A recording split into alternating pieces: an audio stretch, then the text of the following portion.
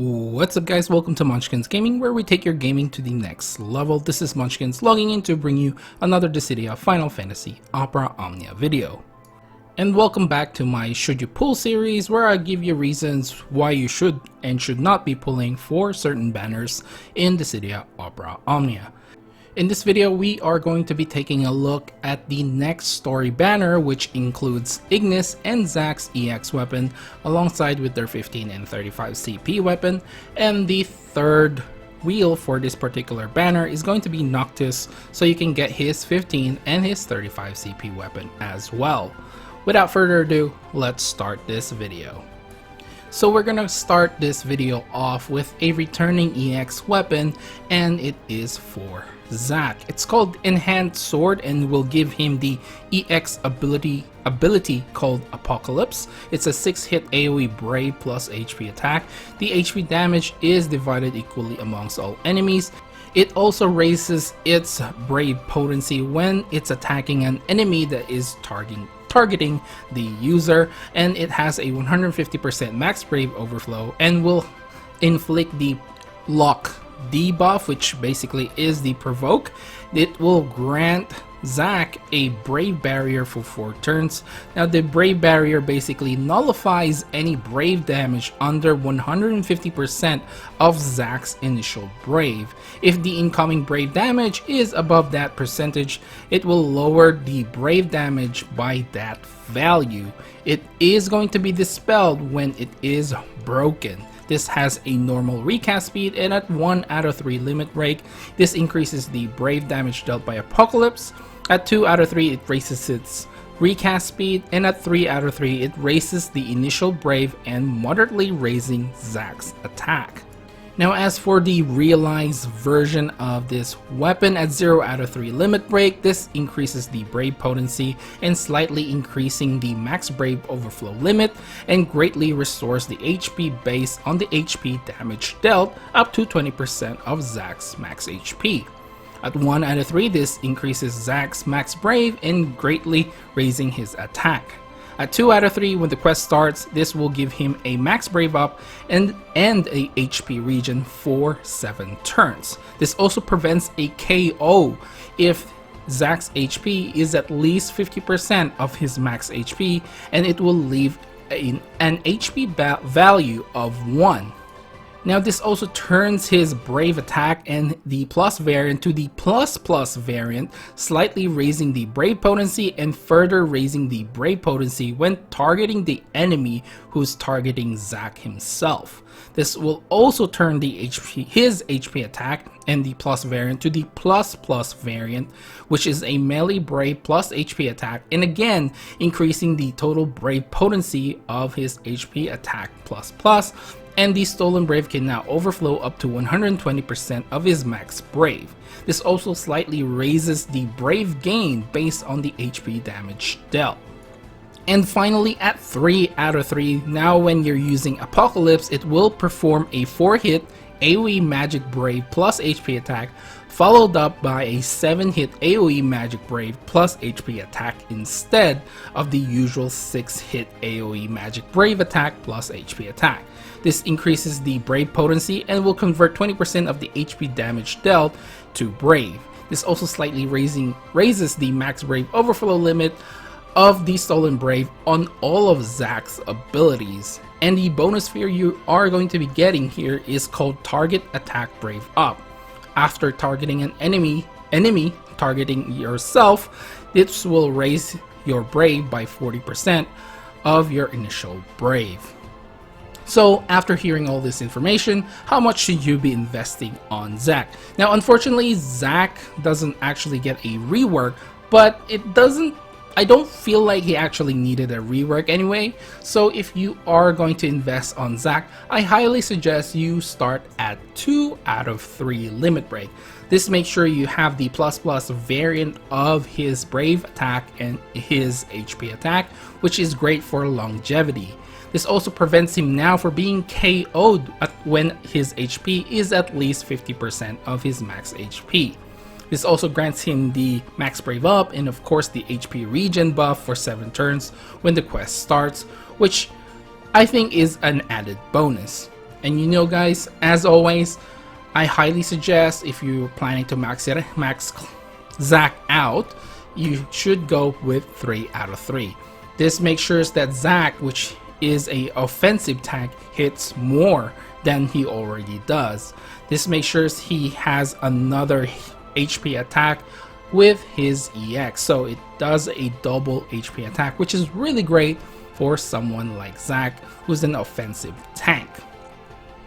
Now as for the closest comparison, I can only really compare Zack to Warrior of Light, and the reason being is that particular shield. Now of course it's a lot easier to apply the shield for Warrior of Light, but Zack's one kind of acts the same.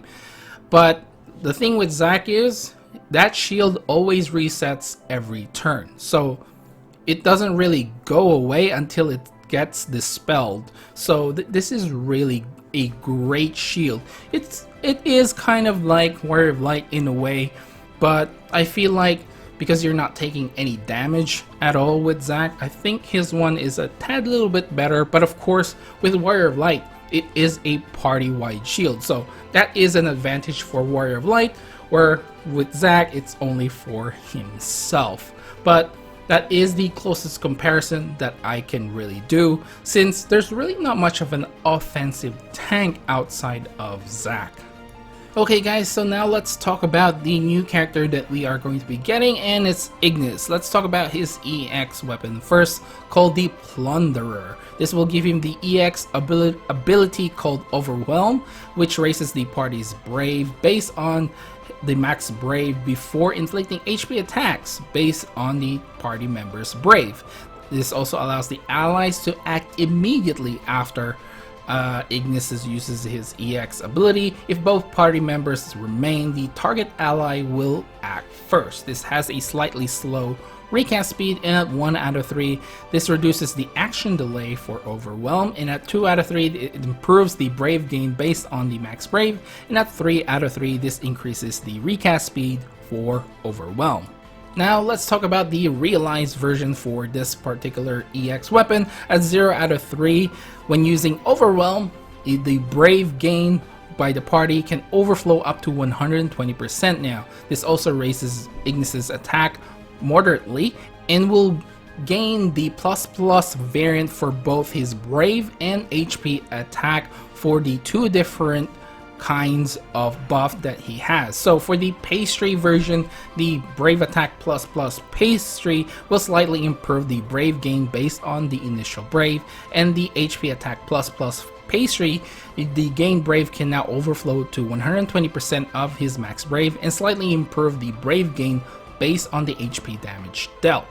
Now as for the bowl variant, the ++ Brave attack for this one just moderately increases the Brave potency, and the HP attack ++ bowl version increases the number of Brave hits to 2 and moderately raising the total Brave potency as well as gained Brave by the party can now overflow up to 120% of their max Brave. And at 1 out of 3 limit break, this moderately increases the initial Brave and max Brave for Ignis, and at 2 out of 3, when the quest starts, he will have the First Aid for 10 turns and Lavish Banquet for 7 turns. These are all buffs and will turn his Brave attack into the Cooking Memory Lane pastry, and his HP attack will turn into the Cooking Papa Bird and Baby Bowl, which we are going to go through when we go through all his abilities. And finally, at 3 out of 3, when using Overwhelm, this will slightly improve the Brave gain based on the max Brave and slightly increasing the max Brave overflow limit. The bonus sphere is going to be buff success boost all along. After granting a buff, this raises the party's max Brave by 5% for 6 turns. Okay, so now let's take a look at Ignis's abilities with all the passives considered. His first ability is called Regroup. This basically restores the party's HP based on the max HP, and then restores the party's HP based on his initial Brave. This also raises the party's Brave based on the current total party HP, and will grant the First Aid buff for 5 turns. Now First Aid raises the party's max Brave and attack. Now as for the regroup extend, this basically just slightly improves the HP recovery based on the max brave and the initial brave, and slightly improving the brave gain based on the current total party HP as well as extending the duration of the first aid buff by 5 turns. And his 15 CP weapon again just improves a lot of these effects. It extends the duration as well of first aid and makes it so that regroup has no action delay and will not have any increase in the turn count. This, however, will still decrease the friend support and the summon action count. Okay, so now let's take a look at his ability 2 called Quick Recipe.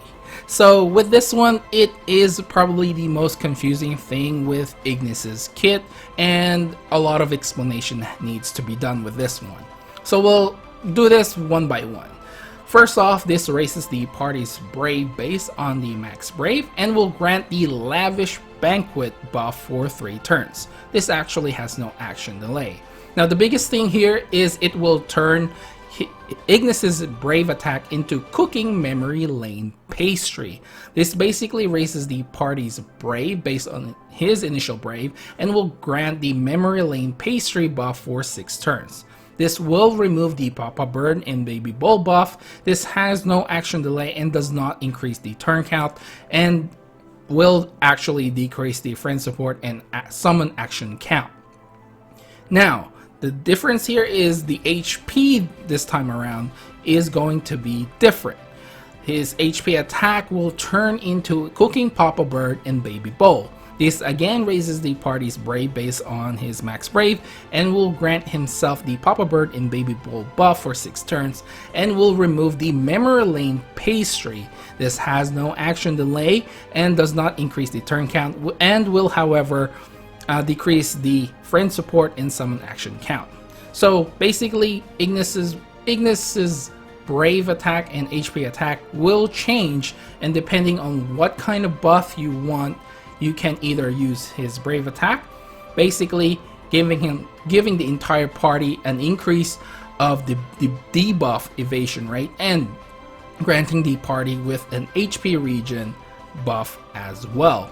Now if you do decide to use the HP attack, which is the Cooking Papa Bird and Baby Bull, this will raise the party's attack and max brave overflow limit. So it's both a defensive and offensive buff depending on what you want Ignis to do.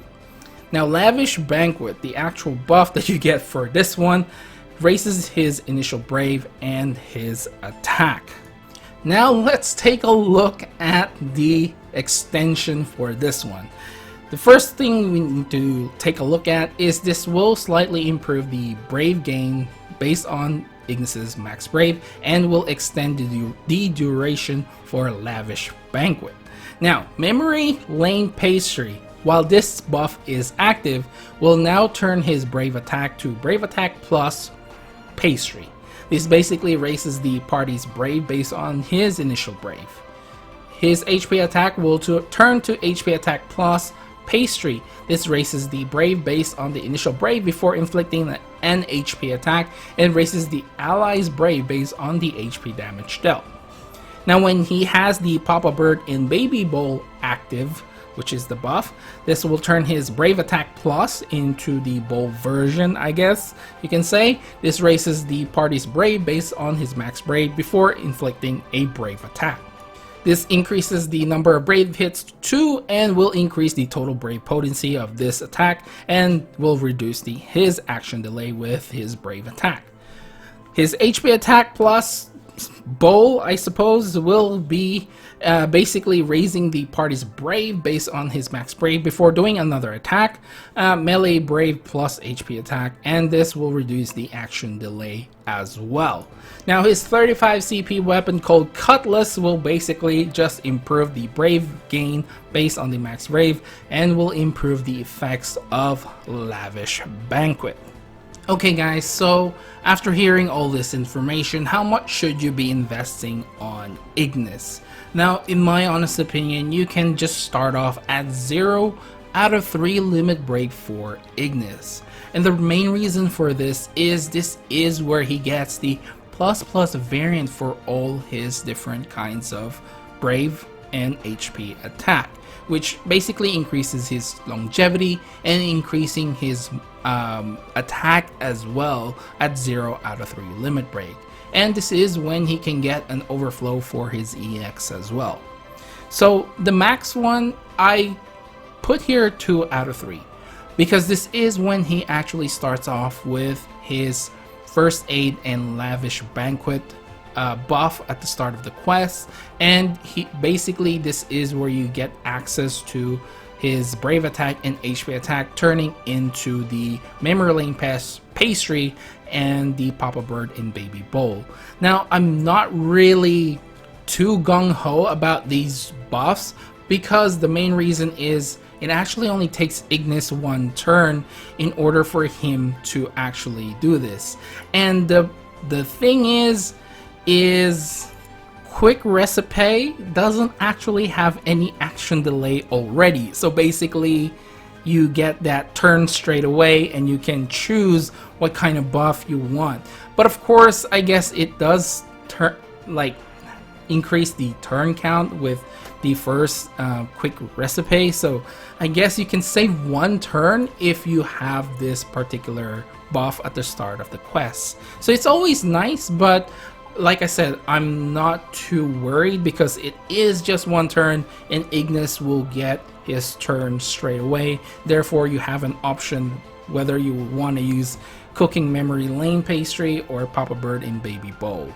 And the 3-3 for this particular EX weapon is just slightly improving the Brave gain based on his Max Brave and slightly increasing the Max Brave overflow limit, which Ignis isn't particularly a offensive type of character anyway. So I mean, having that extra one is not too bad, but I wouldn't lose sleep over it. Now, as for the closest comparison for Ignis, it has to be Aphmau. Hands down, they probably are the most identical characters that we can get. Obviously, there are a little bit of differences. However, the buff that he and she provides are basically almost identical. Where for Aphmau, if you use her ability 1 and use the Brave attack, that's when she grants the party the debuff Evasion, whereas Ignis obviously will just have to use his Brave attack as well, which basically when you use Quick Recipe and change that to that particular buff. So very identical. They both have a defensive and a offensive buff for the entire party. Alright guys, so we're finally towards the end of this video, and of course I should be giving you some reasons why you should and should not be pulling for this banner. Well, start off why you should be pulling for this is if you need a tank or a support character. Now obviously you shouldn't be pulling for this if you already have an abundance of tanks like Warrior of Light, Bosch, Celeste, and Kimari are some of the tanks that we have right now. Now, it's good to keep in mind though that even though Zack is a tank, he is more offensive orientated than the other tanks that we've got. So if you want to compare the damage output, then definitely Zack is really up there above and beyond all these other tanks. So that is something that's going for Zack. So if you want more of an offensive tank, then definitely you should be pulling for this banner. Now, as for the support, we do have a lot of support right now. We do have Rosa, Eiko, Charlotta, or even Ishtola as some of the main support characters that are being featured mostly in the Chaos fight. So if you already have a lot of these characters, then you may want to consider skipping out on Ignis. Although Ignis is unique in a way, I guess, if you don't compare him to Aphmau too much. So unique at the moment because he is the only one that can actually do pretty well in the Chaos fights in terms of having a debuff Evasion for the entire party. I know Lena and Selphie have both their level 70 crystal passive right now, and of course they're both level 70. You can level them up there. However, they still do not have access to their realized weapons. So Ignis has that going for him. So if you want him there as part of your party compositions, then you should definitely consider pulling for this banner. Now, the next reason why you should be pulling for this is basically, again, if you need more characters for Dimensions End and the Abyss beta that's coming up this month. So these are all good reasons why you should be pulling. If you're really short on characters and you can't beat a lot of the different floors, so having extra characters, a good tank, to be completely quite honest with you, and a very good support character as well. So these are very good reasons why you should be pulling for this banner. And of course, if you're a big fan of Ignis or Zack at all, and I know there's a lot of fans for Zack and Ignis as well. Now, the last reason why you should not be pulling for this just yet is probably because you're waiting for Aranea.